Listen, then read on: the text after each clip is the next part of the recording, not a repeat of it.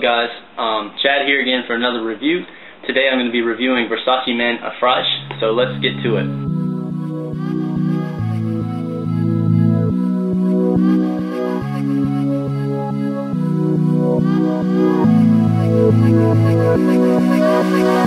Can you want me like the other boys do?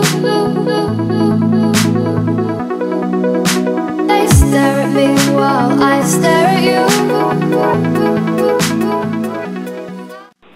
Alright, so ever since this fragrance was made the #1 fragrance for summer by Tim several years ago, this has been kind of put on a pedestal, and it's really time to take it down. This stuff is a good fragrance.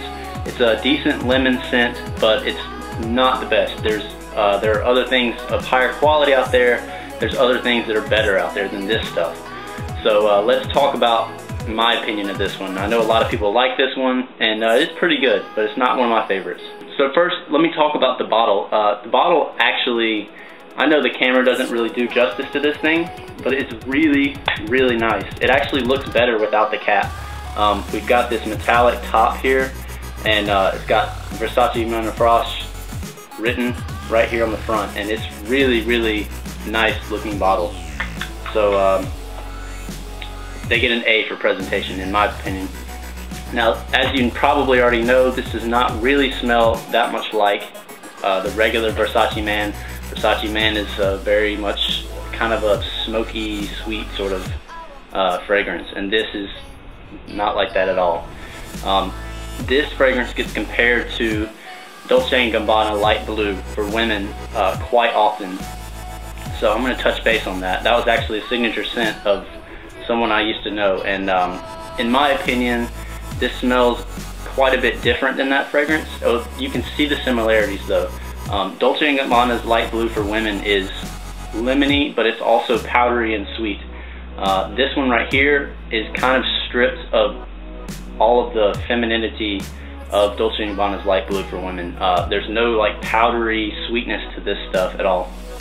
As far as the smell of this one, I get pretty much lemons at the top. It starts off with a blast of lemon, and there's that aquatic tinge to it. Now, this is a pretty good smell, but it is not one of my favorite.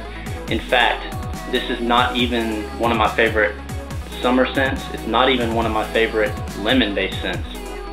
So when you first start off, like I said, you'll get the blast of lemons with the aquatic smell. Now, this is kind of different in that it's got the lemons with, you can kind of smell woods in the background. Now, you may or may not like that about this. I personally don't care for the woods as much in a fresh fragrance like this, but it's fairly well done.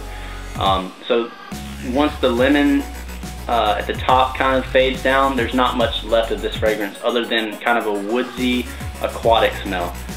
For me, this lasts about 6 hours or so. It doesn't really last that long, but for a fresh fragrance, it is pretty good. It'll last longer for me in heat. Now, a lot of fresh fragrances like this will last longer in heat, but this one seems to be more extreme. This one, when I'm indoors, if it's below 75 degrees or so, it may last a few hours, but then when I walk outside, it's extremely aromatic and it'll just jump off my skin. So this one seems to react a lot to the weather.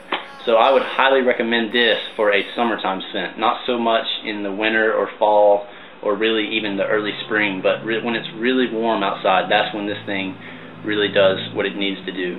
So there's not a whole lot for me to say about this one. This one really, it doesn't do it for me. This might make my top 5 if I made one in the summertime.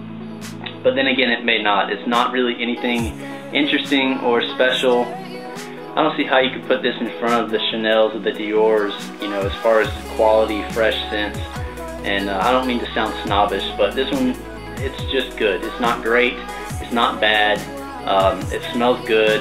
It's not one of my best compliment getters. Although this does garner compliments, it's not at the top of my list in that category as well. So I hope that you guys enjoyed this review. I look forward to seeing some more reviews in the near future. See you guys later. Bye.